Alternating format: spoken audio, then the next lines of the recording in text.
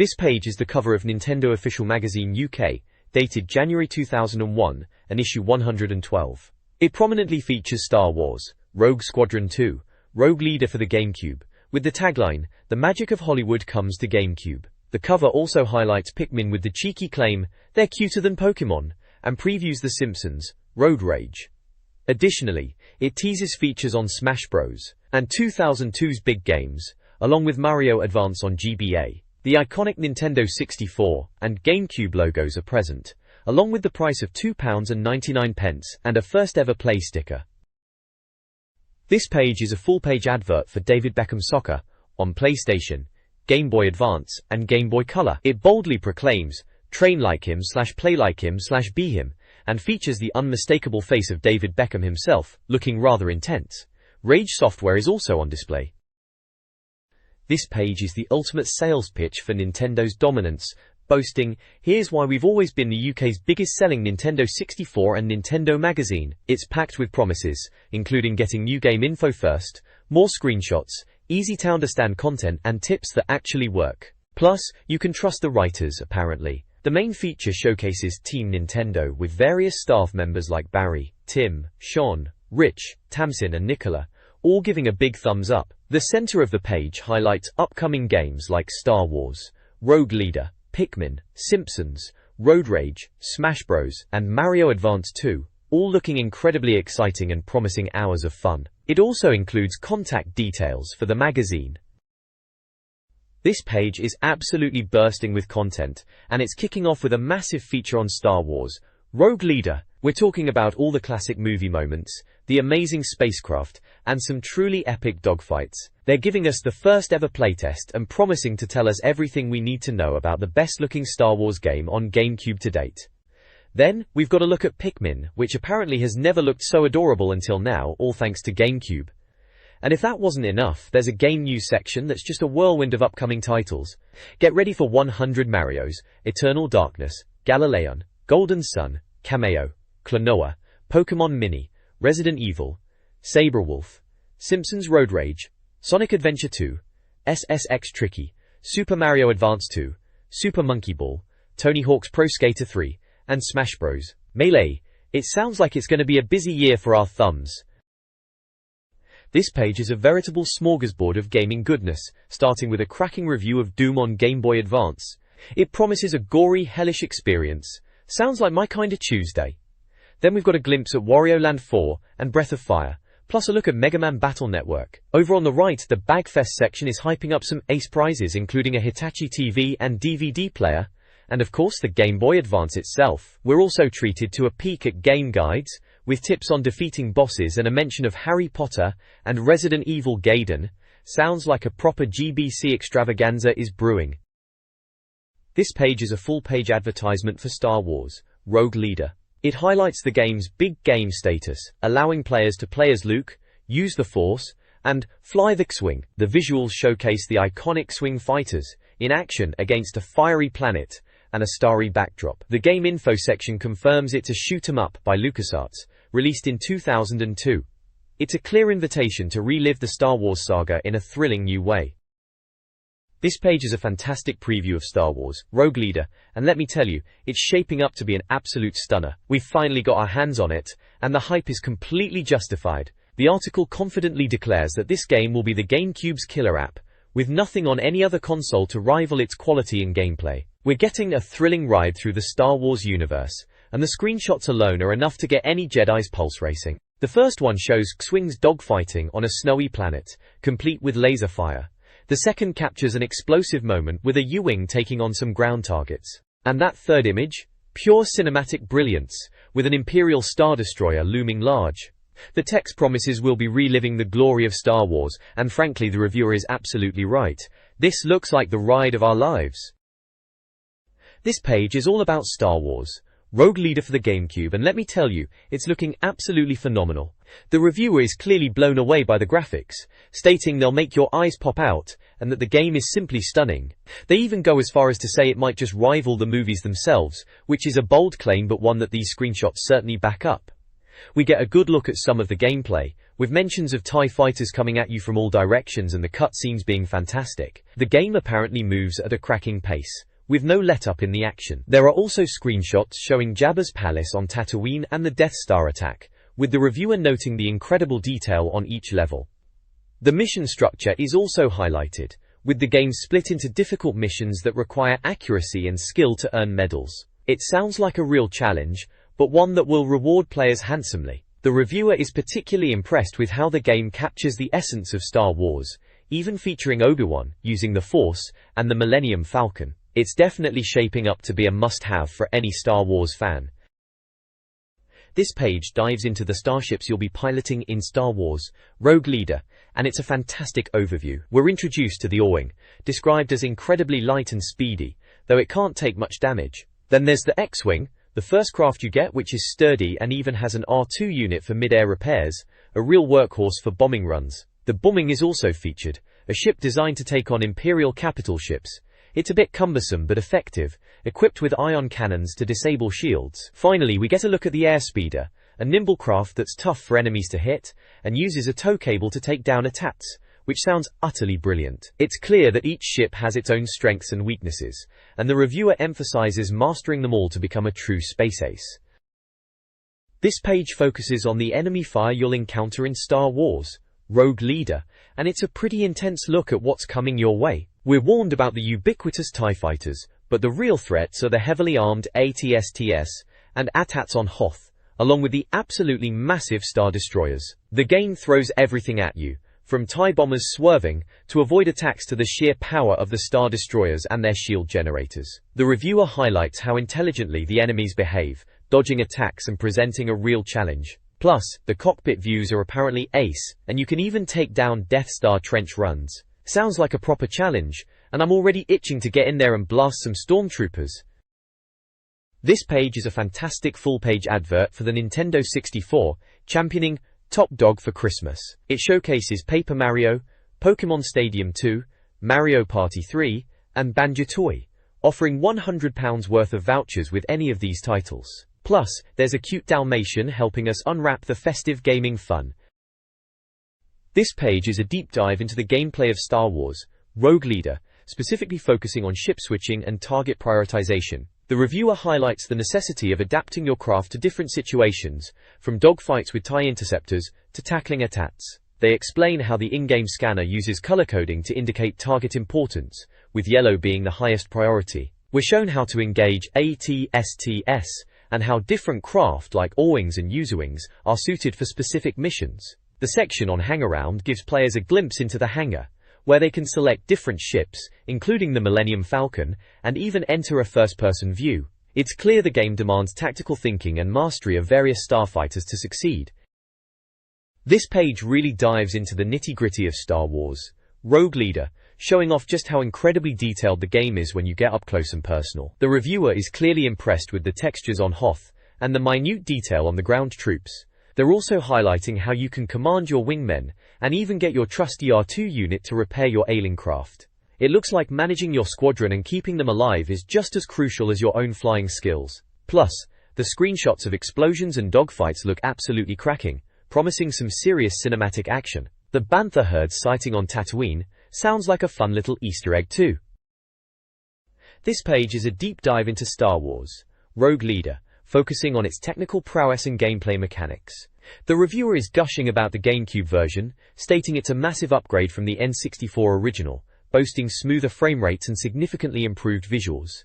They're particularly impressed with the sound design, highlighting the Dolby Pro Logic surround sound, and how it truly immerses you in the action, making you feel like you're right in the cockpit. The page also touches on the medal system, explaining how earning them unlocks new levels, and that while silver medals are achievable, gold ones are a real challenge. We see some cracking screenshots, including a dramatic shot of a flight over Bespin and an intense dogfight with TIE fighters. The review also mentions the cockpit view, noting that while it makes targeting more accurate, it can also make flying a bit trickier. It's clear that this game is a real treat for Star Wars fans, and a technical showcase for the GameCube.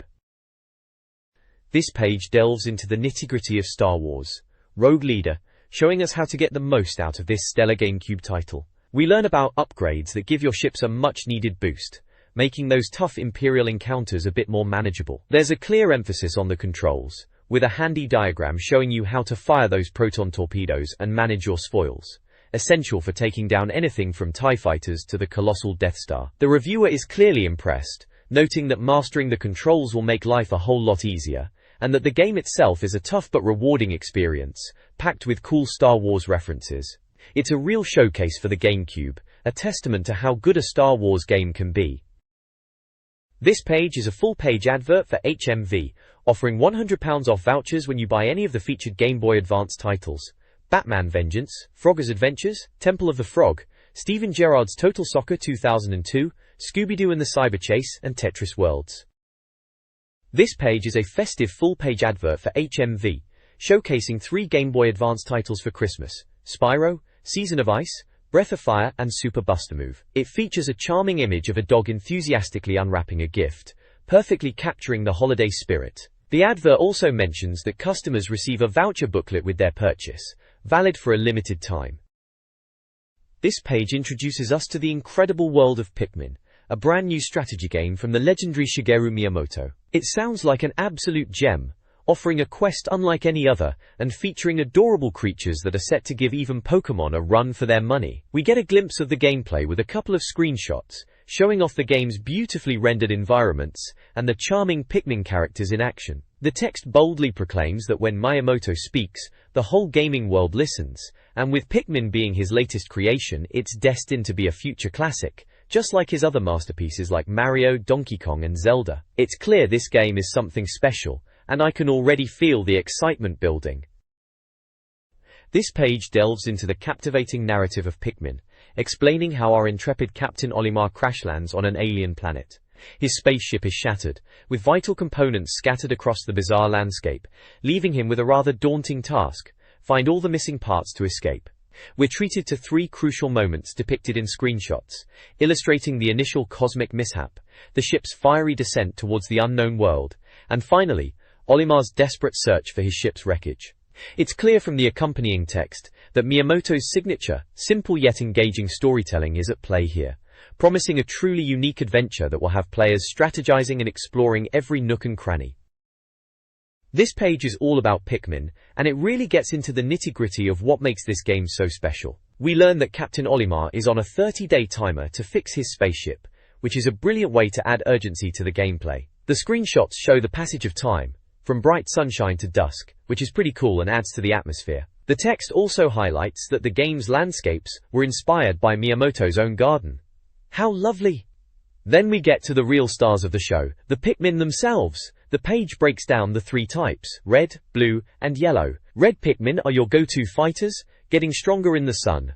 Blue Pikmin are the water walkers, essential for crossing rivers. And yellow Pikmin are your bomb-throwing specialists, perfect for smashing through obstacles. It's a great introduction to their unique abilities, and it's clear they're going to be your loyal companions on this strange planet. You'll be plucking them from the ground and sending them on all sorts of missions, from fighting beasts to carrying parts. You even have to guide them home at night, which sounds like a whole other challenge. This page delves into the controls of Pikmin, revealing that despite initial impressions, it's surprisingly straightforward. The UE button is your gateway to all the menus and maps, keeping you informed about your Pikmin count and ship parts. The UE button is a handy tool for cycling through different camera perspectives, ensuring you always have the best view of the action. It's not just about pointing and clicking. Oh no! Holding down L keeps the camera tethered behind Olimar, a brilliant move for keeping an eye on your surroundings.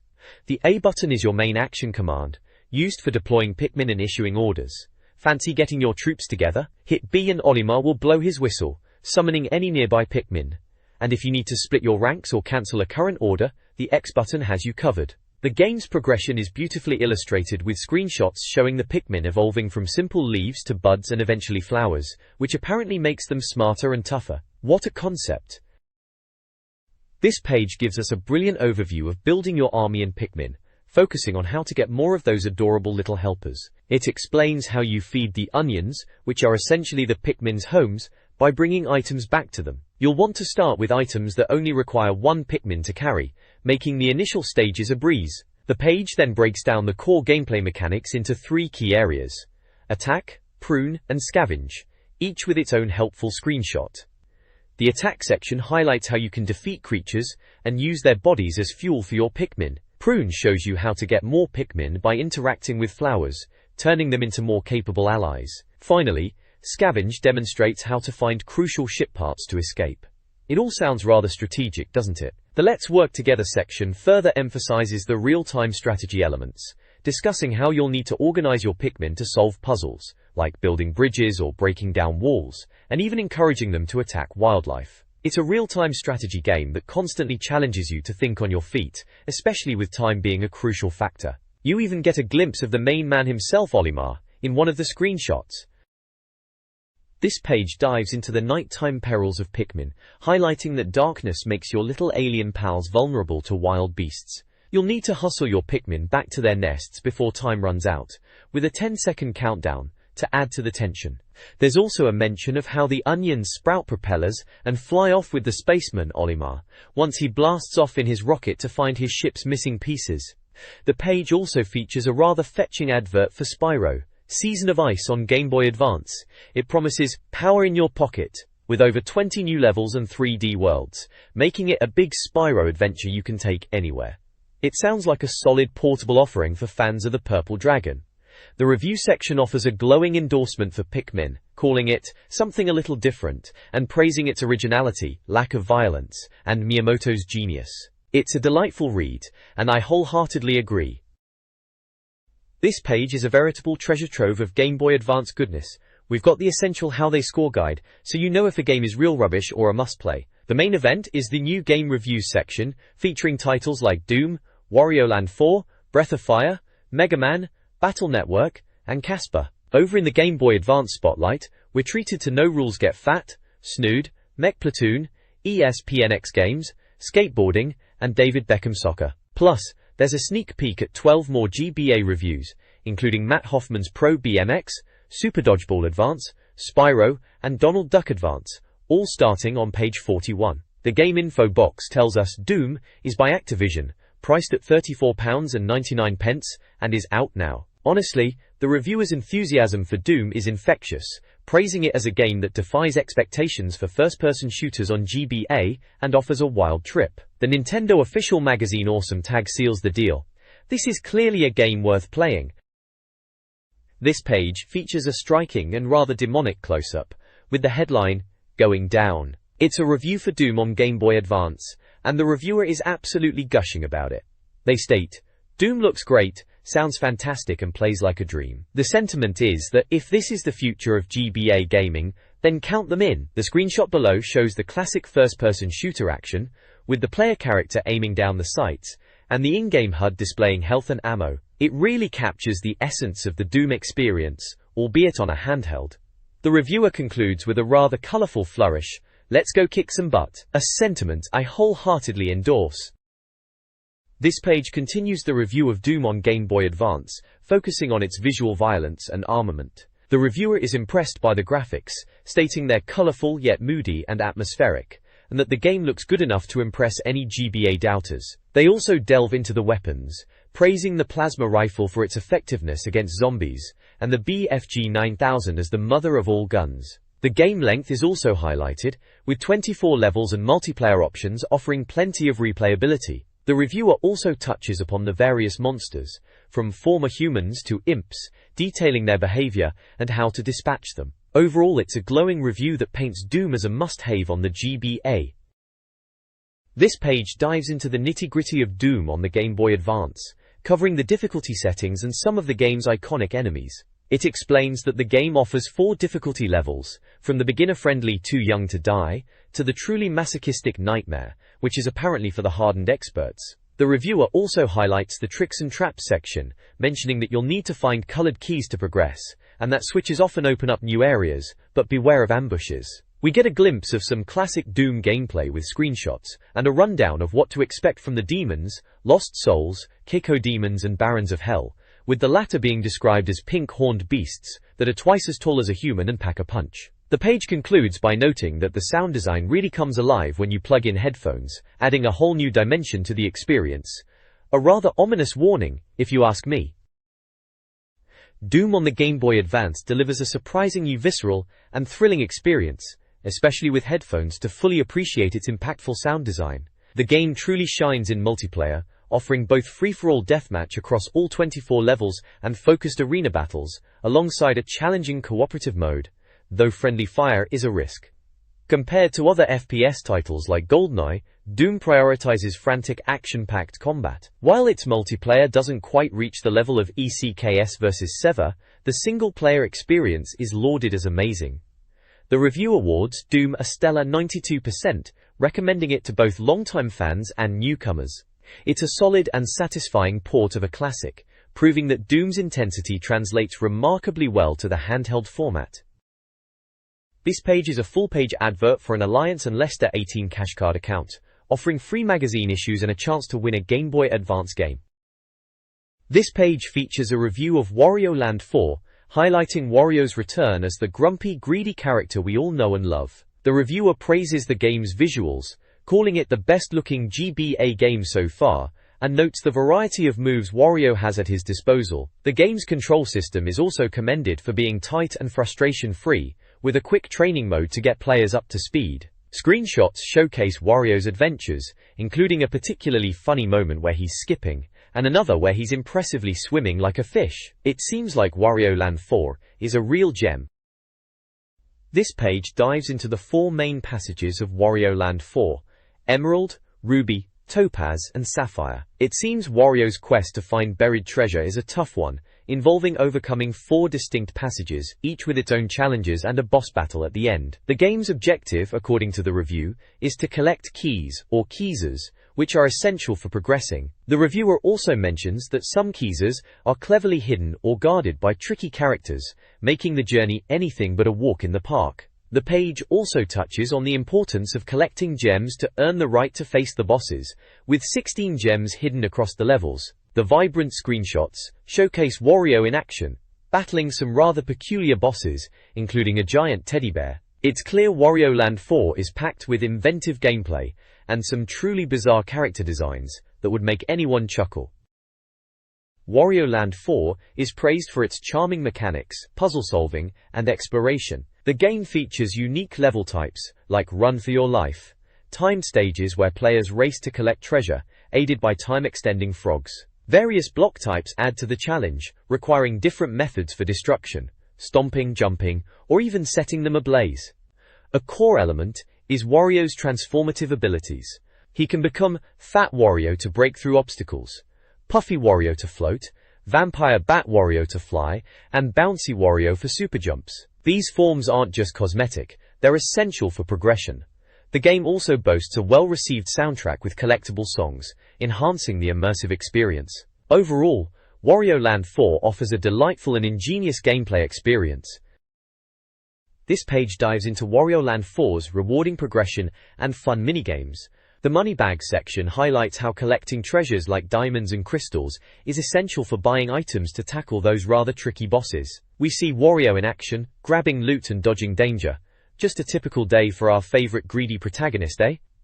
Then we move on to mini-games, where Wario needs a break from all that coin grabbing. These aren't just throwaway distractions. You can exchange your hard-earned cash for a go on 3 different mini-games. The baseball game is apparently quite a challenge, but still fun, while another looks like a memory test, and the third involves a bit of a balancing act for our portly hero. Finally, the CD sales section talks about the game's fantastic soundtrack, calling it a musical treat. It mentions hidden seeds scattered throughout the game, which unlock tunes in the sound room. This definitely adds to the replay value, letting you revisit those catchy melodies. The overall review seems to be glowing, awarding the game a mighty 90% and calling it awesome, packed with clever ideas, excellent controls, and great characters. Quite the endorsement for Wario's latest adventure. This page is a glowing review for Breath of Fire on Game Boy Advance. The reviewer is clearly impressed, stating, "When it comes to sprawling adventures and deep storylines, Breath of Fire is right up there with the best." They highlight the game's RPG elements, its plot involving the Dragon Clans and a goddess named Tur, and the quest to stop the Dark Clan leader Zog. The screenshots showcase the game's pixel art, depicting battles and town exploration. The sounds section notes the adaptive music that changes with the action, adding to the immersion. Overall, it paints a picture of a classic RPG experience ported well to the GBA, focusing on a compelling story and engaging gameplay. This page dives into the gameplay of Breath of Fire, explaining how battles are turn-based, much like Pokémon, where enemies are encountered randomly. The reviewer highlights the strategic depth, allowing players to use spells, sword attacks, or items to turn the tide. We see a screenshot of a character named Tim, ready for action, and another showing a turn-based battle where players manage their party's actions. The text also touches on the fact that the makers of Final Fantasy were behind this game, which is a pretty big deal. It's also noted that the Super NES version had some memorable enemies, many of which are back for the GBA edition, which is always a nice touch. The page concludes with a strong endorsement, awarding Breath of Fire an impressive 87%, praising its fantastic RPG elements while acknowledging that the graphics and combat system might feel a bit dated to some. This page showcases Mega Man Battle Network for the Game Boy Advance. The reviewer is clearly impressed, stating that Mega Man is on his way back, and that this new direction looks like it'll be something different. It's a departure for the series, taking on an RPG makeover, with a futuristic setting, where players guide a school kid named Lan to battle cyber threats on the internet. The gameplay seems to involve navigating both the real world and the cyber world, with Lan's navigator, Mega Man, battling viruses. We see some vibrant screenshots, including a glimpse of the cyber world's grid-like structure, and an in-game battle interface, showing delete time and busting LV. The reviewer notes that enemies come in all shapes and sizes and attack in different ways, which sounds rather intriguing. They also mention that after each successful battle, Mega Man is rewarded, which could be cybercash or new moves. The sound design is also praised, with a booming soundtrack and meaty battle sound effects. Overall, it's a very positive preview, hinting at a fresh take on the beloved Mega Man franchise. Casper for Game Boy Advance is a surprisingly detailed RPG developed by Microids, currently available for £34.99. Despite the friendly ghost theme, gameplay involves controlling Mega Man within computer terminals, battling viruses using over 175 battle chips, like Shotgun and Mini-Bomb, which can be combined for strategic advantage and even linked with friends. Battles take place on a square grid, requiring tactical movement onto specific tiles, and utilizing appropriate attacks against enemies. The story centers on Dr. Harvey enlisting Casper's help to reverse a zombie outbreak caused by the villains Stretch, Stinky, and Fatso. Levels feature key hunting and door-opening exploration, complemented by humorous character animations. Reviewers found the game strangely compelling, requiring thought and patience, and awarded it an 84% score, suggesting it may be the puzzle game fans have been waiting for. This page gives us a solid review of No Rules Get Fat for Game Boy Advance. It looks like a pretty wild skateboarding game, where you play as One-Eye Jack, fighting off aliens trying to take over the town. The reviewer seems to like the unique, graffiti-style graphics and the fun cutscenes, which are packed with skate slang. Though they did mention the subtitles are a lifesaver for understanding them. The gameplay sounds like a mix of platforming and, well, skateboarding, with the aliens having a taste for vinyl. The sound design is a bit hit and miss, with the music being great for the main levels, but not so much elsewhere. Overall, despite some control and level design issues, it earns a respectable 71%. This page dives into a trio of Game Boy Advance titles. First up is Snood, a Bust-A-Move-style puzzler that's apparently been making waves online and is now hitting the GBA. It's a straightforward matching game where you connect 3 or more Snoods to clear them, with the reviewer suggesting it's for die-hard puzzle fans and giving it a score of 79%. Next we have Mech Platoon, a war strategy game where you command a robot army, build bases, and engage in battles. It offers in-depth scenarios and a 4-player link-up mode. The reviewer notes that while it might not be the most original, its tight gameplay makes up for it, and they've awarded it 80%. Finally, X Games Skateboarding takes center stage. You play as a skater aiming to become the best, tackling various disciplines. However, the reviewer finds the controls and camera angles clunky, concluding that Tony Hawk won't be losing any sleep over this limp title, which scores a rather low 61%. This page is all about David Beckham Soccer for the Game Boy Advance, and let's just say it's not exactly the stuff of legends. The reviewer points out that while it boasts the famous footballer's name, the game itself is rather lackluster. They highlight that the players aren't very detailed, the crowd looks a bit flat, and even a Beckham special can't save it from its mediocrity. With a score of 60%, it's clear this game is more of a schoolboy error than a championship contender. Especially with its limited modes, and the fact that there's no two-player option. It's a far cry from the real deal, offering simplicity but ultimately a boring experience. This page dives into two very different games. First up is Matt Hoffman's Pro BMX, which the reviewer suggests brings pedal power to the GBA in another extreme sports sim. While it offers loads of modes, including career and tournament, and features a whopping 8 stars from the Pro BMX scene, they lament that the poor controls make it impossible to pull off those world-class tricks. It scores a respectable, if not groundbreaking, 74%. Next, we're transported to the year 3025 for Tang Tang, a puzzle game where you're tasked with rescuing energy crystals from aliens. It sounds like a decent puzzler, with 130 stages and 5 boss battles, but the reviewer clearly isn't impressed, calling it very average and repetitive, and advising us to save up and buy something else instead. It scrapes by with a 60%. Finally, there's a look at Robot Wars: Advanced Destruction, which the reviewer praises for its graphics but criticizes for being boring to play and far too easy. It seems to be a bit of a letdown for fans of the show, only managing a 68%. This page takes a look at Donald Duck Advance for the Game Boy Advance. The review highlights that Donald Duck is back to save Daisy from Murloc, with the gameplay being a fairly standard platformer. The reviewer seems a bit underwhelmed, noting that the game could shine on GB Advance, but ultimately falls short due to irritating sound effects and a lack of challenge. It's described as a bit too easy for seasoned gamers, with the password system being a decent inclusion for saving progress. The visuals are considered good, though not reaching the heights of Rayman. The game scores a respectable 71%, but it's clear it won't be challenging any expert gamers.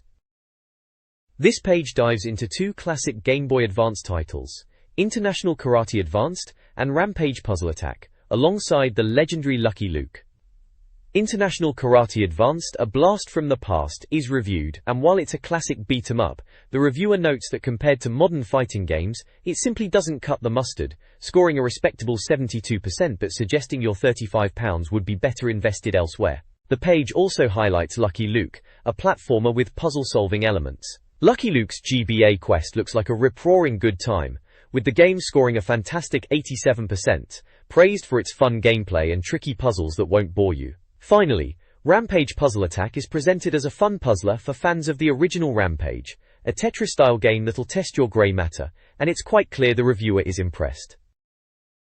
This page reviews Super Dodgeball Advance, a remake of an SNES classic. The reviewer praises its simple yet effective gameplay and colourful presentation, calling it a well-put-together title. While the championship mode is a bit short, the game's special moves and overall fun factor ensure good replay value, earning it a score of 87%. The page also features screenshots of the game in action and a breakdown of its features, including different modes and team customization. It's clear the reviewer had a blast with this one.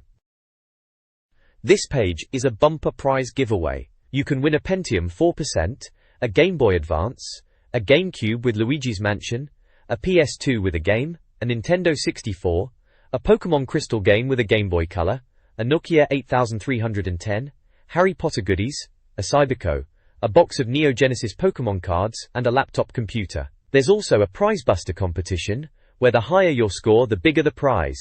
Plus, a list of cheats for various games like WWF No Mercy, Mario Kart, and Pokemon Stadium. It's a veritable treasure trove of gaming goodness. This page is a review of Spyro, Season of Ice for the Game Boy Advance. The reviewer is clearly impressed, calling it jam-packed full of color and non-stop adventuring. They praise the vibrant colors and isometric view, noting that it makes the game far too frustrating to put down. The article delves into the game's plot, where Spyro must save fairies imprisoned by the Rhinox and their leader Grendor. It highlights Spyro's abilities, like his flame attack and ramming, and mentions the importance of collecting gems to progress, often involving the character Moneybags the Bear. The reviewer also touches on the health of Spyro's companion, Sparks, and the need to eat butterflies to stay fighting fit. Overall, it's a glowing review, giving the game a score of 80%.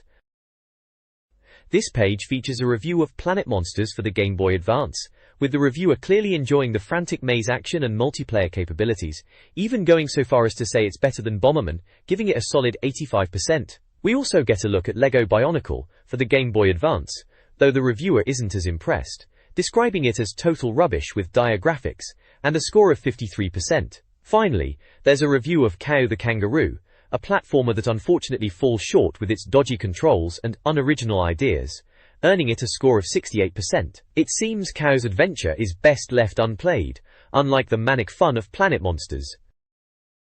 This page is a fantastic double-page spread for the Game Boy Advance. Dominating the center is a huge Excel emblazoned across the page, with Essential Winter Collection, and on sale now, in bold red lettering, alongside the tagline, Extra Large. It's a clear advert for a clothing range, but the real stars of the show are the gaming content. We've got the cover story, Game Boy Advance Master Guide, promising to help you conquer the GBA. There's also a hefty, over 50 games tested claim, which is pretty impressive indeed. The image itself features a bloke absolutely shredding it on a snowboard, looking like he's having the time of his life with a GBA in hand, ready for some gaming action after hitting the slopes. We're also teased with what's inside this issue, including win over £300 of GBA gear, the best multiplayer, every new title reviewed, the best multiplayer, and GameCube plus GBA link-up explained. Plus there's a peek at some specific game features like Mario Kart, yes, Super Circuit, the daddy of all racers, and Street Fighter 2, still packing a punch. It's a solid look at what this issue has to offer, and it's clear the GBA is king here. This page is a brilliant advert for the awesome collection for Nintendo 64, featuring the magazine's logo prominently. It showcases what looks like a keyring with the Nintendo logo and awesome emblazoned across it, all against a backdrop of what appears to be a futuristic neon-lit environment with some game cartridges for titles like Perfect Dark. The bottom of the page features the tagline, completely tested by our experts, all the games you must have. It really captures the essence of the N64 era, and the excitement of collecting the best games. This page showcases a brilliant collection of Nintendo 64 titles, kicking off with Banjo-Kazooie. The reviewer praises its adventurous platforming, and calls the final battle with Gruntilda a highlight. Next up is Beetle Adventure Racing, lauded as a seriously fun racer with brilliant tracks and realistic handling, a top-quality racer that's highly recommended. Then we have Banjo-Tooie, described as full of huge worlds and a non-stop procession of crazy characters, with the reviewer particularly enjoying the minigames. Diddy Kong Racing gets a nod for rewriting the kart racing rulebook with planes and hovercrafts, making it a guaranteed fun ride. The page also delves into accessories, with reviews of the official N64 controller, and the 6T4 controller. The former is deemed the best by a mile, despite its price, due to its durable stick and buttons. The latter is praised for its cool looks and comfortable design, playing almost as good as it looks. Finally, Conker's Bad Fur Day is highlighted as the rudest, lewdest and funniest game on the N64, with the Matrix-inspired scene being singled out as gaming gold. This page features the mighty Harry Potter, gracing the cover of Game Boy Advance magazine. We've got exclusive new Game Boy exclusives, all the latest GB games reviewed, and accessories put through their paces. Plus, get your hands on the most GB tips and the hottest GB news. On top of that, Disney's Monsters, Inc. Magic is roaring onto the GB Advance, and we dive into the blood and gore of Res Evil on GBC. And for a bit of portable fun with the Freaky Adams family, don't miss that feature. It's gonna be a magical ride. This page showcases the Game Boy Reviews banner, with a promise of expert testing and unbiased scores. The How They Score section details the scoring system, from real rubbish to amazing game you must play, with an awesome award for games scoring over 90%. Featured prominently is Harry Potter and the Philosopher's Stone for Game Boy Color, with a price of £29.99 and an out-now release. We also see other Game Boy Color reviews, including New Addams Family, NY Race, Resident Evil Gaiden, Scrabble, Snowcross, and The Fish Files. The main illustration is a vibrant depiction of Harry Potter, looking rather surprised as he's presented with a feast. This page gives us a review of Harry Potter and the Philosopher's Stone for the Game Boy Color, declaring that if you haven't noticed Harry Potter's impact, you must be living under a rock. The reviewer notes that despite J.K. Rowling's creation conquering all media, the games haven't been excluded, and this Game Boy Color adventure is no exception. They're pleased to report that the game is chock full of mystery and adventure, even managing to throw in a few puzzles for good measure. The game's visual style is praised, with each room in Hogwarts having its own distinct look, and the overall adventure being described as incredibly detailed and bright and colorful. The accompanying image shows the acceptance letter to Hogwarts, and a snippet of the in-game world, alongside students enjoying a meal at a long table. This page dives into the review of Harry Potter for the Game Boy Color, highlighting its engaging gameplay and faithful representation of the magical world. The reviewer notes that the game's length is substantial, offering a good challenge for hardcore players while still being accessible. We're treated to a glimpse of Diagon Alley, where players start their adventure, picking up essential items like wands and robes before heading to Gringotts to collect some much-needed galleons. The game's combat system is compared to Pokémon, featuring turn-based battles where wizards can learn new spells and improve their stats. The reviewer also commends the game's atmospheric sound and music, which perfectly complements the wizarding world. It seems Harry's journey is packed with familiar faces and classic moments, making it a must-play for fans. This page is packed with tips and tricks for Harry Potter on the Game Boy Color. We learn about collecting magic cards to unleash powerful spells in battles, with combinations needing to be figured out. The game seems to be quite expansive, with the reviewer mentioning you might need to search every corner of Hogwarts to find hidden secrets like the Gryffindor common room password. There's also advice on getting experience points by engaging in battles, and even a mention of Snape being a tricky character. The overall verdict? It's a great adventure, but a bit too much wandering and frequent battles can let it down, scoring an 86%. This page dives into Resident Evil Gaiden for the Game Boy Color, a game that clearly wasn't afraid to get its hands dirty with its rather gruesome protagonist. We're treated to a review that highlights the core gameplay of battling a new type of bioorganic weapon. You step into the shoes of Barry Burton, tasked with tracking down this menace on the Starlight cruise liner. The narrative teases a surprise involving Leon Kennedy, and a rather unsettling discovery about green-skinned individuals. It seems the reviewer found the game to be a decent, if slightly repetitive, survival horror experience on the go. Resident Evil Gaiden for Game Boy Color receives high praise in this review, scoring 94%. The game excels in atmosphere, boasting highly detailed graphics, and successfully capturing the series' signature spooky tension through moody lighting and unsettling enemy placement. Gameplay is classic Resident Evil, top-down perspective, item management, and combat, but features a unique first-person aiming mechanic for zombie encounters. This mechanic is challenging, oddly increasing difficulty with player skill. The story follows Barry Burton's search for Leon and a mysterious girl, Lucia, hinting at franchise-typical twists.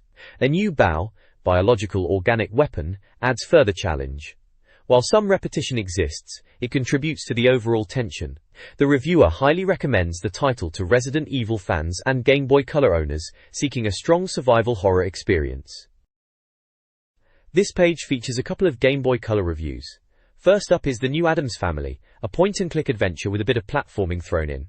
It's described as having wit and charm, reminiscent of Monkey Island, but with some slightly less impressive action sections. It scores a respectable 89%. Next we have The Fish Files, another point-and-click adventure that's packed with jokes and movie spoofs, though it apparently didn't manage to land a single original gag. The reviewer suggests it's a good time if you enjoy adventure games, but otherwise you might want to steer clear. Finally, there's NY Race. This looks like a speedy futuristic racer, where you'll need to keep your eyes peeled for hazards, as crashing will lead to your car exploding. It's fast and frantic, but ultimately not particularly special, earning a 79%. This page dives into a few Game Boy Color titles. We kick off with Scrabble, a solid adaptation of the classic board game that offers plenty of options, and even some soothing classical music. It's a treat for word game enthusiasts. Next up is Snowcross, a fast-paced skidoo racer. While the graphics are a bit simplistic, the controls are praised for their realism, and the ability to upgrade your skidoo adds a good dose of fun. It sounds like a decent winter thrill. Finally, Kirikou gets a look in. This platformer has you playing as a young boy confronting a sorceress. The reviewer finds it a rather average affair, with smooth moves but a lack of real excitement. It scores a respectable 72%. This page is packed with tips for Pokémon Crystal, specifically how to catch the elusive Suicune. It also features a strategy guide for WWF Betrayal, offering level select passwords for wrestling legends like Steve Austin, The Rock, and Triple H. The visuals showcase the distinct pixel art styles of both games. This page is a treasure trove of Game Boy Color tips, focusing on some truly iconic titles. We've got the lowdown on Atlantis, the Lost Empire, with passwords to unlock stages like the submarine and fire levels. Plus, Milo himself makes an appearance. Then, it's over to Wendy. Every which way for magical level passwords, including how to reach the end of the game with the correct button combination.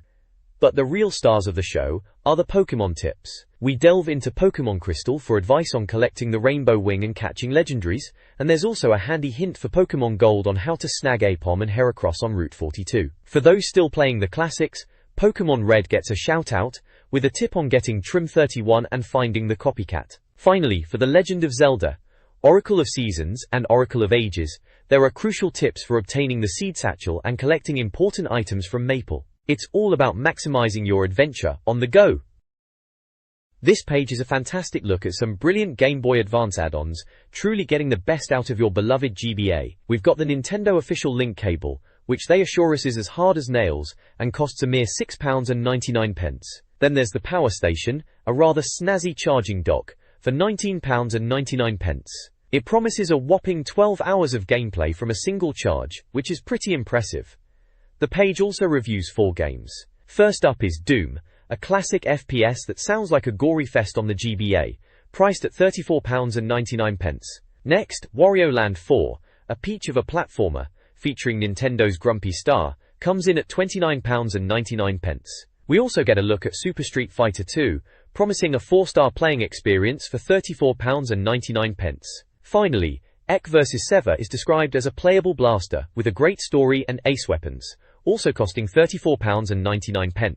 It seems like a brilliant selection for any GBA owner looking to enhance their gaming experience.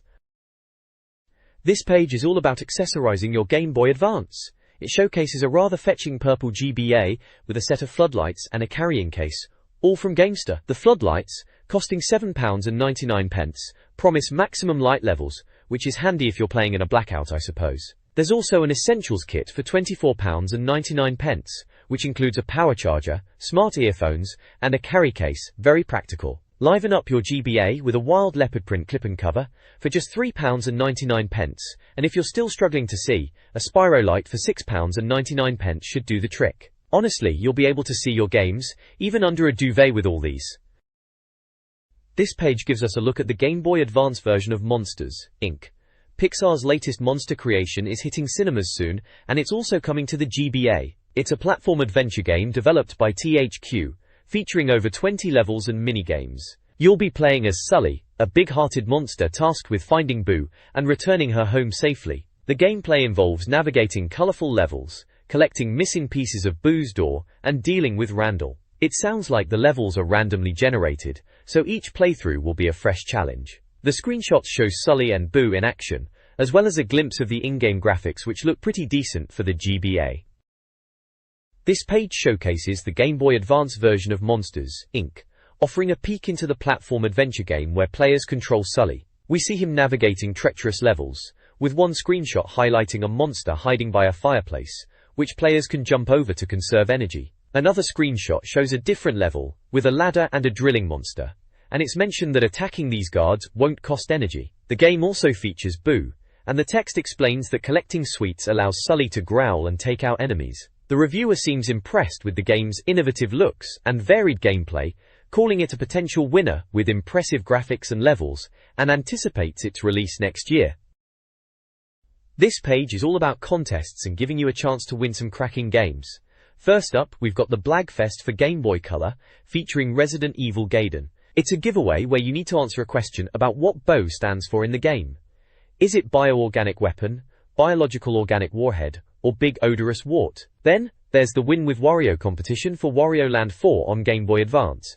You'll need to know Wario's dungarees color to have a shot at winning this one. Finally, for those of you who love a bit of extreme sports action, there's a chance to win No Rules Get Fat for Game Boy Advance, a game that lets you save the planet from aliens with a skate dude attitude. To enter, you just need to answer a question about where skateboarding was invented. Remember to send your entries in by January 14, 2002. This page is packed with some awesome N64 titles and essential accessories. We kick off with Duke Nukem 0 Hour, a high-octane adventure that sends Duke through time to battle aliens. The reviewer thinks it's a cracking third-person shooter with great weapons and attitude. Next up is F1 Racing Championship, a solid racing sim that boasts realistic handling and damage, though it's a bit light on multiplayer options with only 2 cars on track. Then there's F1 World Grand Prix 2, which offers a more robust multiplayer experience for up to 4 players, even if it does have a bit of a shame regarding the AI cars. Excitebike 64 gets a nod for its fun and fast motorbike action with brilliant tracks. F-Zero-X is described as a fast racer with sneaky ways to take out opponents. ECW Hardcore Revolution is praised for its brutal wrestling action, complete with barbed wire ropes and studded bats, making it pretty damn violent and top stuff. FIFA 99 is called sensational, easy to pick up and play, with a superb arsenal of tricks. Finally, we look at some accessories. The G64 controller is a decent option for the cash, though it doesn't play as good as it looks. The HyperPad Plus offers adjustable handles and turbofire, but the buttons are a bit sticky. The Trilogy 64 bundle comes with a memory card and rumble pack, offering good value. This page is a celebration of N64 multiplayer madness, featuring reviews for ISS-98, International Track and Field, Jet Force Gemini, Lilat Wars, Mario Golf, Mario Kart 64, Mario Tennis, and Mario Party 2. It also highlights the essential Rumble Pack and the rechargeable Jolt Pack. The reviewer is clearly impressed with the sheer quality and fun available on the N64, especially for playing with mates. Mario Kart 64 is hailed as a timeless classic, and Mario Party 2 is praised for its party-starting potential, with the reviewer even sarcastically noting how it makes Monopoly look like a wet Sunday afternoon by comparison. The Rumble Pack is considered a must-have accessory, with the rechargeable Jolt Pack offering a convenient and affordable alternative. This page dives headfirst into some N64 multiplayer gems. We've got Mario Party 3, which sounds like the ultimate party starter, offering tons of minigames that will keep you and your mates entertained for ages. Then there's NFL Quarterback Club 99, apparently the best American football on the N64, packed with crisp graphics and enjoyable multiplayer. Operation Winback is up next, an espionage thriller with a ticking clock and plenty of action, though the reviewer does mention a few tricky controls. Paper Mario looks like a fantastic RPG adventure, combining gorgeous visuals with engaging gameplay, and the reviewer is particularly excited about its potential for Bowser bashings.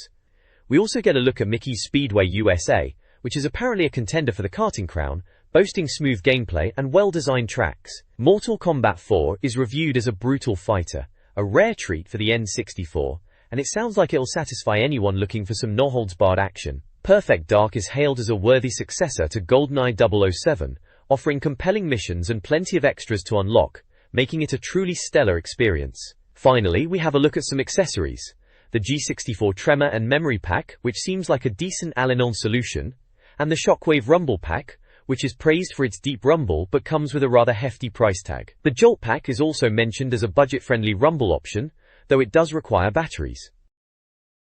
This page is a veritable smorgasbord of gaming goodness, kicking off with Mario Party 3, which sounds like the perfect recipe for a chaotic yet brilliant get-together with its loads of minigames.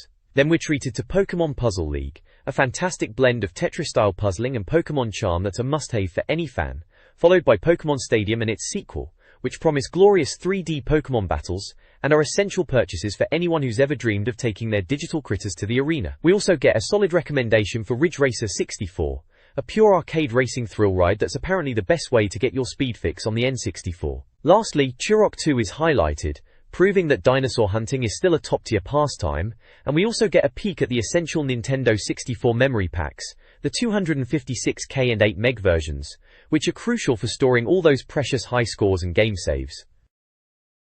The next page showcases a fantastic collection of N64 titles. We dive into the adrenaline-pumping action of Quake 2, a truly excellent shooter that's as good as it gets, and the quirky platforming of Rocket Robot on Wheels, which is a surprisingly fun and imaginative ride. Then it's on to the chilling horror of Resident Evil 2, a classic that still holds up incredibly well with its tense atmosphere and brain-munching zombies. Rayman 2, The Great Escape is next, a visually stunning and incredibly playable platformer that's an absolute joy from start to finish, alongside the spooky Shadow Man, a rather compelling and challenging adventure. Finally, we get a look at South Park, which surprisingly manages to capture the show's irreverent humor in a playable kart racer, and the legendary Ridge Racer 64, delivering some top-notch arcade racing thrills. The page also highlights essential N64 accessories, the 1 meg and 256K memory packs from Logic 3 and Gamester respectively, which are vital for saving your progress. This page continues our look at some truly awesome N64 titles. We kick off with Star Wars Episode 1 Racer, a super-fast pod racing game that really captures the spirit of the films, with fantastic futuristic courses to master. Following that, we've got 1080 Degree Snowboarding, a quality title with a rocking soundtrack and gameplay that makes you feel like you're really carving up the slopes. Next up is Star Wars Rogue Squadron, which lets you control cool vehicles like swings and airspeeders in some seriously action-packed missions. The reviewer is particularly impressed with how it brings the Star Wars universe to life. Then there's Tarzan, a visually impressive platformer with smooth controls that make swinging through the jungle a real treat. We then move on to Super Mario 64, a game that revolutionized platforming with its 3D environments and charming character. The reviewer loved its mini-games and secrets. Following that is Super Smash Bros., a chaotic and incredibly playable brawler featuring all your favorite Nintendo characters, which the reviewer declares is one of the most enjoyable beat-em-ups ever on the N64. Finally, we have Turok 2, Seeds of Evil, a dino-crunching adventure that, while showing its age a little, was considered one of the best multiplayer experiences on the N64. The page also features a look at some essential gaming peripherals, the Logic 3 Top Drive Plus, and the Thrustmaster Formula Race Pro steering wheels, both praised for their handling and build quality. This page delves into the awesome collection, with a focus on some truly stellar Nintendo 64 titles and peripherals.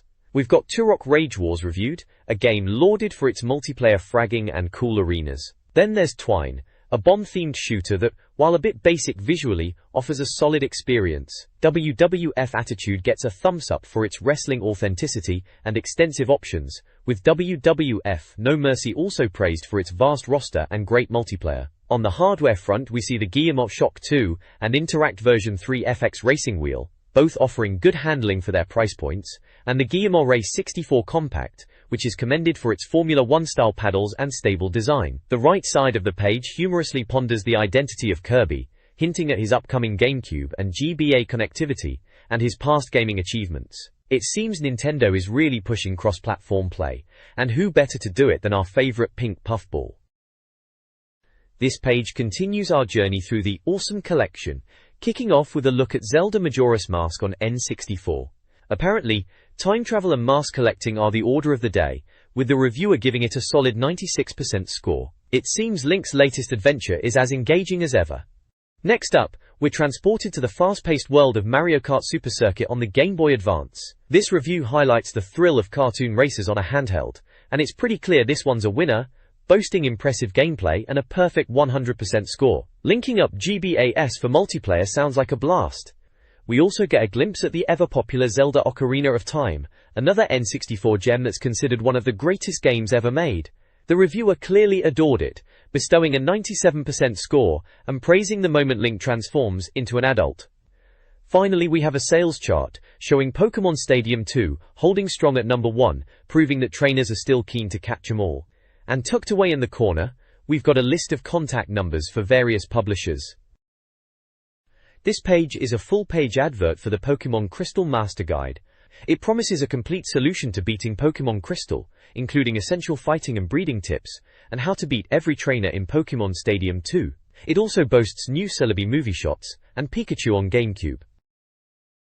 This page is all about the official tips for the Nintendo 64, showcasing a variety of games. We've got some handy hints for Doom, including how to activate God Mode and Berserk Mode, which frankly, is a lifesaver when you're up against those pesky imps. There's also a tip for revealing the full map in Doom, which is brilliant for finding those hidden secrets. On top of that, we have a section on your scores and top 50 bosses, promising to tell you how to defeat the N64's toughest challenges, including those from Banjo-Kazooie. It's a solid collection of tips to help you conquer your favorite games.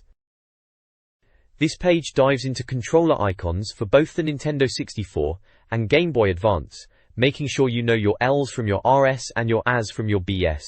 It then switches gears to give you the lowdown on Street Fighter II Turbo Revival with some first-ever tips, and promises to help you master Dexter's Lab, Disaster Strikes with cheats for lives, ammo, and a faster Dexter. Honestly, who wouldn't want to speed up that lab work? This page is a fantastic dive into some of the top GBA titles, kicking off with Mario Kart Super Circuit, which, as expected, is still reigning supreme. It offers a neat tip on how to make your character hop with the R button, or fire a red shell with the L button. Next up is Super Mario Advance, and it reveals a clever way to get an extra life by collecting all 5 red coins in each level. Then, we shift gears to the classic Street Fighter II, showcasing its various modes like arcade, training, and versus. There's also a quick mention of a cheat for 25 tings in some unspecified game, which sounds rather useful. The right side of the page turns its attention to Star Wars Rogue Squadron.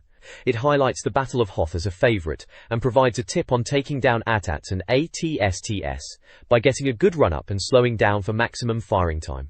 It's all about precision targeting in this classic space shooter. Finally, we get a fun bit of unlockable character news for Tony Hawk's Pro Skater 2, revealing how to play as Spider-Man by pausing the game and inputting a specific button combination. It's a great way to add some web-slinging action to the skateboarding mayhem. This page is all about Most Requested Secrets for Turok 2, Seeds of Evil, guiding you through taking down the Mother Boss. It details targeting her arms, and then her legs after she drops, with a warning about her earthquakes, and a tip to grab power-ups. The page also features a massive list of over 10,000 cheats and tips for various N64 games, from Aerogauge to Zelda, Majora's Mask, along with a rather important phone number for those aged 16 or over to access more. This page is the Your Tips section, packed with reader-submitted strategies for wrestling games. We dive into WWF No Mercy, featuring a reader-created wrestler called Wario's Winner by James Darby from Middlesex, and a tip from Alpash Patel of Leicester on dominating ladder matches. There's also a crafty shortcut for Mario Kart Super Circuit on Ribbon Road, courtesy of Gary Beardsworth from Lancashire. It looks like the readers are really showing off their skills this month. This Nintendo Q&A offers tips for classic games. A Pokemon Snap player in Middlesbrough needs help finding hidden Pokemon signs. Look for visual cues and be quick. A Pokemon Gold and Silver reader struggles with a vanishing dragon scale. Use bombs to speed up collection. In Zelda, Oracle of Seasons, a disappearing chest requires swift action, potentially utilizing Pegasus seeds. Conker's Bad Fur Days Potshot mode benefits from strategic jumps and mid-air takedowns, while GoldenEye 07's Oddjob Predator demands speed. Finally, readers are invited to submit their own Nintendo tips and tricks for a chance to win prizes. This page is all about your Nintendo 64 skills, showing off the top scores from this month's challenges. We've got Pokemon Stadium 2 and Super Street Fighter 2 Turbo Revival featured, and it looks like some dedicated players have really put in the hours. Over in GT Advance, Ben Stourbridge from Stoke is blazing through Circuit 7 free speed in a blistering 2 hours 9 minutes and 24 seconds. Meanwhile, Nick Greco from Shrewsbury is ruling the roost in Tony Hawk's Pro Skater 2 GBA, with a massive 805,633. We also see the scores for Frank Davies, Stephen Harrison, Daniel Perkins, and Nathan Porter, proving that there's some serious talent out there on the Nintendo 64. Keep those scores coming, folks. This page is a mega challenge for Doom on the Game Boy Advance. It's a real test of your zombie blasting skills, so get ready to dive into hell itself. To enter the final, you'll need to beat the final level, Dis, on Hey Not Too Rough difficulty. You'll have to take down the Barons and Cacodemons, and try not to get caught out by the enemies. Only the top 4 fastest Doom Blasters will get invited to the final deathmatch. Remember to include your phone number with your entry, or you'll forfeit your place. The closing date is Friday, February 8, 2002, with the final taking place on Saturday, March 9, 2002. Good luck, and try not to alienate all your friends with your victory. This page ranks the top 50 bosses from 64 classics, and we're diving right into the top 2. First up is Gruntilda from Banjo-Kazooie. This wicked witch is up to her old tricks, and it's your job to rescue Togerti and send her packing. The guide walks you through her attacks, from dodging her swoops to using Jinjon statues to defeat her. Next we head to Banjo 2, for the formidable Billy and Willy, Gruntilda's twin mechanical terrors. You'll need to blast Billy with ice eggs, then switch to fire eggs for Willy, all while avoiding their laser attacks. It's a challenging, but rewarding battle. This page showcases top 50 bosses, with a focus on Nintendo 64 titles, featuring 3 boss guides. We start with Bomberman 64 Sirius, a flying enemy that shoots lasers and bombs. The guide offers tips on how to dodge its attacks and when to drop bombs. Next we tackle Armadillo from Donkey Kong 64, detailing its fireball attack and how to use TNT barrels. Finally, The page shifts to another Donkey Kong 64 boss, King K. Rool, with a multi-stage guide detailing his different attacks and how to defeat him using various methods like barrels, switches, and a primate punch. The Castlevania section covers Dracula, offering strategies for his purple form and final form, emphasizing dodging his earthquake attack and fireballs. It's a great set of tips for those stuck on these challenging encounters. This page dives into some more boss-busting action with a look at Diddy Kong Racing and Duke Nukem 64. First up, Diddy Kong Racing's Whizpig gets the treatment, with Part 1 offering advice on hitting boosts for that all-important speed advantage, and Part 2 detailing how to deal with lasers to get the job done. Then, we're thrown into the alien-blasting world of Duke Nukem 64 and its Cycloid Emperor. The reviewer reminds us to watch our footing, as the Emperor's stomp can be a real pain, and to keep circling him to avoid his devastating attacks. Finally, we get a glimpse of Doom 64's mastermind, a truly beastly foe that apparently requires some serious firepower, like the BFG 9000, to put down. It sounds like you'll need to be on your toes for this one. This page is all about taking down some of the N64's toughest bosses. First, we've got GoldenEye 07's Trevelyan, who's not going down easy. The advice here is to grab body armor and deal with the soldiers first, then take him down with headshots once he drops. Next up is Jet Force Gemini's Mizar. It seems Mizar has a few phases, starting with avoiding his green lasers and hitting his back, then using missiles or rockets on his exposed chest, and finally destroying his metal claws and head once he's on your platform. We also get a look at GoldenEye 07's Jaws. This reviewer suggests ignoring the soldiers and getting the golden gun to take him out quickly, advising to shoot his armor until it's gone. Then, it's on to Lilat Wars and the formidable Andros. The strategy here involves destroying his exhaust pipes first, then his eyes and palms, and finally, when his brain is exposed, targeting its weak spot at the back. Sounds like a real brainbuster. This page is a treasure trove of boss-busting strategies for some of the Nintendo 64's biggest hitters. We kick things off with Mission Impossible Seller from the game Perfect Dark, offering a surprisingly simple tip: just shoot from the hip. Next, we dive into the Crash Site Presidential Clone Mission, detailing how to find and take down a hidden clone. Then it's on to Paper Mario for a look at Bowser's Star Rod, with advice on using the Star Beam and the upgraded Peach Beam to give the Koopa King a good thrashing. Finally, the Battle Shrine Skidar Leader Guide shows us how to take down this tough alien, emphasizing strafing and careful targeting. It's a good mix of action and strategy to help you conquer these challenging foes. This page is all about conquering the Elite Four in Pokémon Stadium, offering essential tips for both the original and its sequel, Pokémon Stadium 2. For the first game, we get a rundown on how to tackle each of the four trainers: Lorelei, Bruno, Agatha, and Lance. It seems Lorelei's Pokémon are weak to bug and electric types, Bruno's to psychic, grass and water, Agatha's to ground and fighting, and Lance's to water, rock, and electric. Then, we switch gears to Pokémon Stadium 2, highlighting the tougher four Guardians and providing a slick strategy: weaken them first, then use rockets, or the BMG to finish them off. It also touches on a terrifying encounter with a G-Virus monster in Resident Evil, advising players to keep their distance and exploit its weaknesses. It's a solid guide for any aspiring Pokémon master or survival horror enthusiast. This page dives into some seriously tough bosses from the Nintendo 64 era. First up, we've got Shadows of the Empire, and how to deal with Boba Fett and the Gladiator droid. For Boba Fett, it's all about strafing and getting out of his sight when he takes off. The Gladiator droid requires a bit more finesse, standing on a podium and using the Seeker missiles and disruptors. Then, we move on to the chaotic world of South Park and the ridiculously named Ultra Mega Mega Man. The strategy here involves using fart dolls and sniper chickens to take him down, with a note that the battle won't end if you don't address the recharging machine. Finally, the page tackles the notoriously difficult Shadow Man and its final boss. It seems you'll need to use your Shadow Gun or Violator and keep moving to avoid attacks. The final boss appears to be a multi-stage affair, with a hint to watch out for mines and keep blasting. There's also a mention of a Star Wars Battle for Naboo segment, focusing on chasing down Darth Maul and navigating tricky environments. It's a good reminder of how unforgiving some of these classic games could be. This page features a rundown of some of the toughest bosses in gaming history. First up, we have Super Mario 64 and the legendary Bowser. The advice is to grab him by the tail, swing him around, and then launch him onto one of the mines 3 times, which sounds like a rather violent end for the King of the Koopas. Next we venture into the world of Renard. In the world is not enough. It seems that finding Renard is the real challenge here rather than actually fighting him. Once you do locate him, the tip is to emerge from the corridor, clear out the bad guys, and then use the grapple watch to ascend a shaft.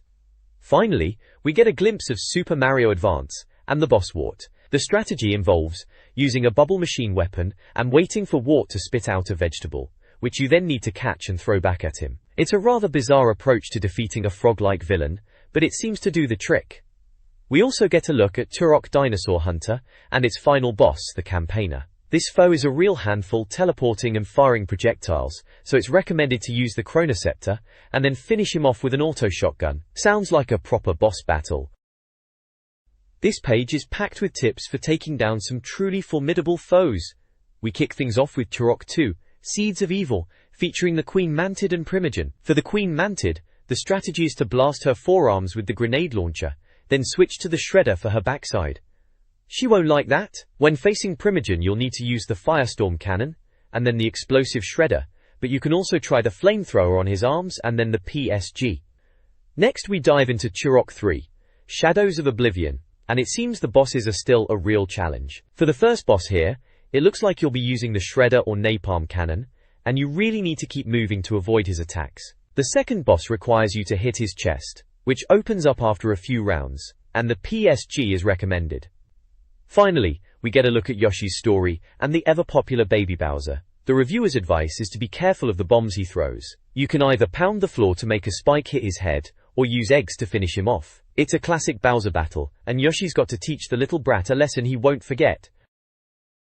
This page is a fantastic guide to tackling some of the toughest bosses in the Legend of Zelda franchise, specifically focusing on Ocarina of Time and Majora's Mask. We see strategies for Giant Dodongo, Ganondorf, Gyorg, and the Twin Mold. For Dodongo, it's all about dodging his rolling attack and hitting him with a bomb when he breathes fire. Ganondorf requires a bit of a tennis match with your sword, batting his attacks back, and eventually a light arrow to stun him before a final blow. Ganondorf, the fishy beast, needs to be stunned with arrows before you can attack. And for the Twin Mold, it's a head and tail chopping affair, with a warning to watch out for their burrowing attack. It also features a section titled, Still Stumped, encouraging readers to send in questions about bosses not covered, which is a nice touch of community engagement.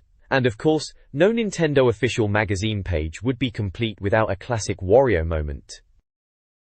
This page is a fantastic look at the reader mailbag and opinion section, featuring the popular Club Mario segment with contributions from Rich and Tim. We get to hear from readers like Alex Picken from Devon, who's a true Nintendo loyalist, refusing to sell his N64 even if he goes bankrupt.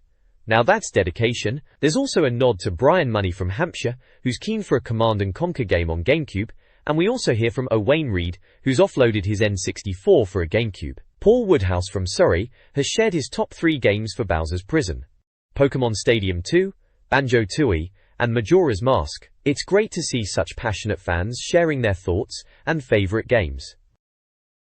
This page features Mario's Hotline and Game or Lame, a section where readers send in their thoughts and opinions. We hear from Ben Burgess in Manchester, who enjoyed the Pokémon Roadshows and wants more.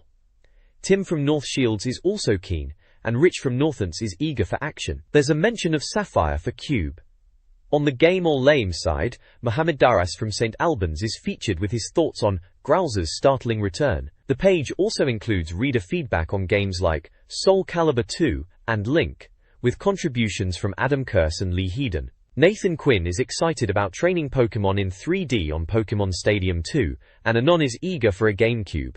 Oliver Pryor is looking forward to the new Zelda. Mario's hit list showcases reader submissions, including Blagfest answers for November 2001. The page also includes Bowser's childhood friend's return, with a look at the gameplay mechanics. This page is all about Pokémon. We're introduced to the band 50 Grind, who have released a Christmas single titled Gotta Catch 'Em All. The article gives us a behind-the-scenes look at their video shoot, featuring the band members, and even some Pokémon. It turns out, the singer Nat is still at university, and his favorite Pokémon is the rather tough-looking Feraligatry. A solid choice. We also get a peek at the single's cover art.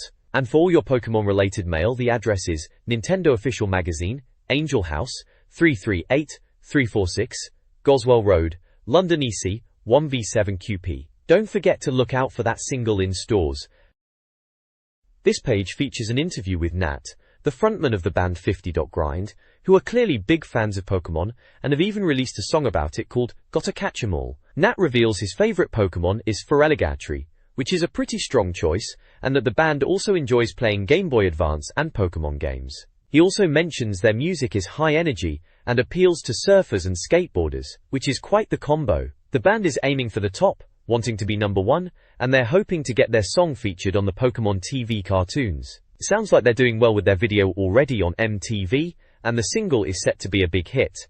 A couple of photos show the band in action, looking very cool indeed. We also get a glimpse of the magazine's staff and publishing details. This page is a full-page advert for a Blagfest competition, giving away a Hitachi 28 TV DVD player and the racing game Driven for Game Boy Advance. It also includes prizes for Lord of the Rings toys and Michael Owen football games. Plus, there's a quiz about the game Driven.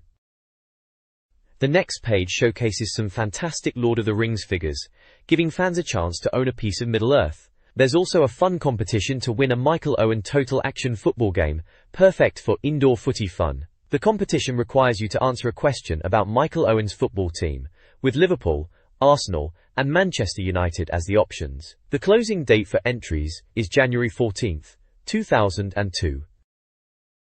This page is a rather splashy introduction to Super Smash Bros. Melee for the GameCube, promising over 20 characters and awesome levels. We get a sneak peek at Luigi taking on Link, and it sounds like the game is shaping up to be a proper sequel. There's also a mention of Yoshi being able to spit eggs, which is a delightful little detail. The page also teases appearances from Zelda, Samus Aran, and even the rather menacing Ridley, all of whom will be playable characters. It sounds like a real party starter for your GameCube.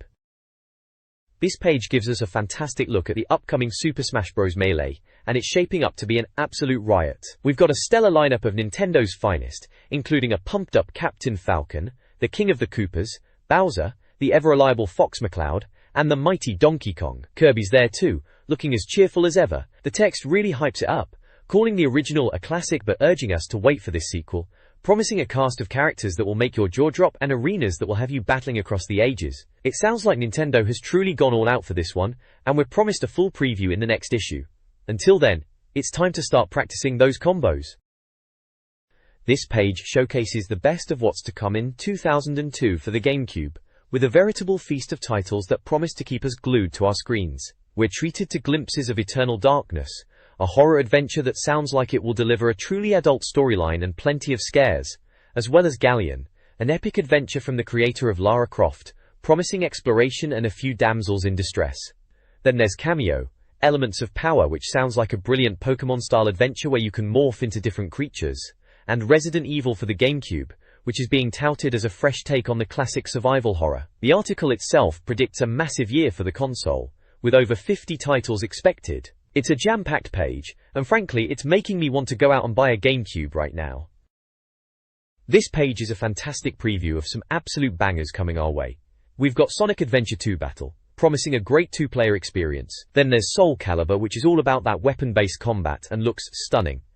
Next up is SSX Tricky, which sounds like it'll be an absolute blast with its killer soundtrack and slick trick system, a real snowboarding dream. And finally, Star Fox Adventures Dinosaur Planet, a joint effort from Nintendo and Rare, promising a Zelda-esque adventure with our favorite Star Fox characters. Plus we get a peek at Tony Hawk's Pro Skater 3, which is just as amazing as you'd expect, and Super Monkey Ball, which looks like pure, unadulterated fun. Honestly, it's a showcase of some truly epic gaming.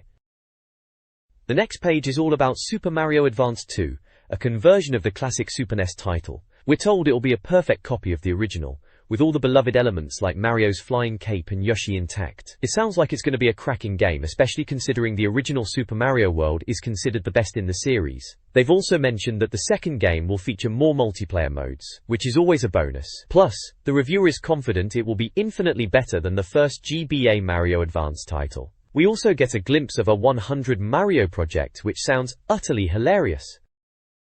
This page is all about the Nintendo Pokemon Mini, a tiny console released in 2002. It's presented as the perfect accessory for any Pokemon fan, with games like Pokemon Pinball Mini and Pokemon Zany cards. The reviewer seems quite impressed, noting its rumble feature and movement sensor. It's described as a great success, with a price point of £39.99, and the games are conversions of existing Pokemon titles. The page also includes a Top Tones and Pop Tones section with various artist and song title codes, likely for ringtones or similar services, alongside a section for music logos and film logos. Finally, there's a Call Today section with a prominent phone number, advertising a 24-hour service for £1 a minute. This page is all about Simpsons Road Rage, a driving game for the GameCube. It promises over 25 characters and well-known landmarks from the Simpsons universe, where you'll be racing to reclaim the Transit Corporation from Mr. Burns. The game features 5 neighborhoods and a story mode that allows for up to 60 high-speed rides, with a bonus system for unlocking secret drivers and cars by delivering fares quickly. We see screenshots of Homer driving his home-for-hire taxi, and Kent Brockman reporting live from Town Hall. The reviewer clearly thinks it's fantastic that The Simpsons are back on a Nintendo console, but they're also looking forward to seeing how it stacks up against Crazy Taxi, which is also coming to GameCube. It sounds like a fun, albeit potentially chaotic, experience. This page is an advert for ringtones and graphics for Nokia, Motorola and Sagem phones. It also features ringtones and games for Nintendo. This page dives into 2 Game Boy Advance titles, Saber Wolf and Golden Sun. For Saber Wolf, the review highlights it as an old-school hero with a new adventure, noting its roots on the Sinclair Spectrum and Rare's knack for innovative gameplay. It sounds like a charming platformer, with some tricky moments and a touch of nostalgia. Then we move on to Golden Sun, described as a promising RPG from the creators of Mario Golf and Mario Tennis. This one looks to be a real epic, with a strong fantasy series vibe, 4 characters wielding synergy magic, and the need to collect Jin to improve skills. The reviewer clearly thinks it's a winner, especially for those looking for a deep RPG quest on the go. Both games are shaping up to be strong contenders for the Game Boy Advance. This page features Klonoa, Empire of Dreams on the Game Boy Advance, a cute platformer from Namco with innovative gameplay, tricky puzzles, and 40 levels across 5 worlds. It looks like a vibrant adventure, with plenty of secrets to uncover.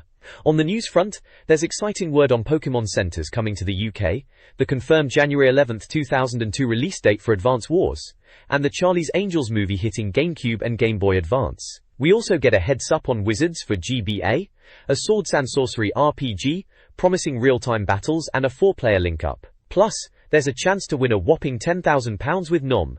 It all sounds rather exciting, doesn't it? This page is a bit of a mixed bag, with some cracking news for Game Boy Advance fans. It looks like those GBA games are going to get a whole lot cheaper by February, potentially dropping to just £29.99. Apparently, streamlined production methods are to thank for this, which is great news for our wallets. We've also got a glimpse of some in-game action, including what looks like Doom on the GBA, with its typically intense gameplay and health bars, and a retro fighting game that might just be Super Street Fighter 2 Turbo Revivals. The review snippet suggests that the latter will offer some enjoyable beat-em-up action at a much lower price. Plus, there's a rather opinionated "we think" section that's all for price drops, believing it'll keep the GBA popular. The bottom half of the page shifts gears to the GameCube, reporting some record-breaking sales figures. It seems the GameCube has outsold the Xbox and PlayStation 2 in its launch week, with Luigi's Mansion being the star seller. Even more impressively, unofficial figures suggest Luigi's Mansion might be the fastest-selling game ever. It's a strong start for Nintendo's new console, with titles like Super Mario 64 and Rogue Leader also performing well. Looks like the GameCube is off to a fantastic start. The next page is a full-page advert for Science Year, featuring an athlete in motion. The text encourages readers to visit scienceyear.com or call 0800 66 0800 for a free Science Year kit. This page is the cover of the magazine, boasting the biggest and best sell. It prominently features the next month title in bold red letters, promising a fantastic read. We're told it's the biggest, best, first, most games official Nintendo magazine, and it certainly looks the part. The cover hypes up 6 promises we always keep for Nintendo fans, including getting the lowdown on every game and product first, the most shots of new games and tips, moves and cheats to improve your gameplay. Plus, they promise you can trust their writers and won't need to buy any other magazines. The main image showcases a fantastic crossover with The Simpsons, Road Rage, featuring Homer behind the wheel with Barney and groundskeeper Willie, all looking ready for some chaotic driving action. We also get a glimpse of Captain Falcon from F-Zero, suggesting some exciting coverage of that series too. On the updated side, we're teased with Crazy Taxi and Pokémon Mini, while reviewed highlights Columns Advance and Sean Palmer. To top it all off, the bottom proclaims Plus, Game Guide's best cheats, promising a wealth of essential information for gamers. It's a packed cover that definitely gets you excited for what's inside. The next page is a cracking advert for Super Smash Bros. Melee, featuring a colorful chaotic brawl with characters like Kirby, Bowser, Fox and Donkey Kong. It highlights fearsome battles, classic characters, Nintendo arenas and exciting games. There's also a Game Boy Color shown with a game on it. The page also features a small section with tips for Wario Land 4, general gaming tips and tips for GB Advance, and N64. This page features Chris Jericho, a WWF star from New York, with his height and weight listed as 5'11" and 228 pounds respectively. His finishing move is the Walls of Jericho. Did you know his real name is actually Chris Irvine, and his WWF surname is a name taken from the Bible? Apparently he also has a degree in journalism, and is nicknamed the Lionheart because of his long blonde hair. The next page is a full-page advert for Special Reserve, offering various Game Boy Advance and Nintendo 64 games and accessories. They're shouting about discounts and free gifts if you join their club, and bigging up their website, ukgames.com. There's also contact information for store locations around the UK, and another advert on the page for ukdvd.com, offering DVDs from £4.99. This page is a Titus advert for the Game Boy Advance, screaming at you to stuff 'em, with copies of Cow the Kangaroo, Prehistoric Man, and Planet Monsters. According to Nintendo Official Magazine, these games have scores of 86% and 90% respectively. The ad is plastered with screenshots and promises to load your Game Boy Advance with gaming goodness.